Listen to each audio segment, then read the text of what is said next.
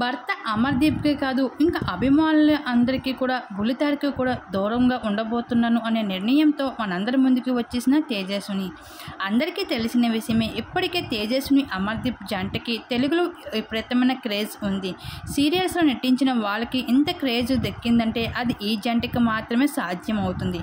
అయితే ఈ జంట పెళ్లి చేసుకున్న తర్వాత అన్ని సక్సెస్ని ఎదుర్కొంటూ ఉన్నారు. అందులో రీసెంట్గా నీతోనే డ్యాన్స్ షోలో కూడా విజేతగా నిలిచారు ఈ జంట.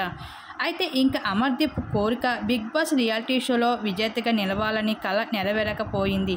ఇంకా తన కోపమే తనకి శత్రువుగా మారుతూ వచ్చేసింది బిగ్ బాస్ హౌస్లో. అటువంటి అమర్దీప్ కళని నెరవేరించేందుకు అయితే తేజస్విని ముందడుగు వేస్తుంది. కాకపోతే ఇకపైన సీరియల్స్లో నటించే అవకాశాన్ని కూడా బిగ్ బాస్ నుండి కోల్పోతుందని చెప్పవచ్చు. అయితే బిగ్ బాస్ రియాలిటీ షోలో 3 నెలల పాటు ఉండాలంటే మా టీవీ యాజమానికి తను అందించిన రూల్స్ని అయితే అగ్రిమెంట్ రూల్ని అన్ఫాలో చేసి వెళ్ళవలసి ఉంటుంది. అలా చేసినట్లే అయితే ఇంకా సీరియల్స్కి దూరం అయినట్లే తేజస్విని.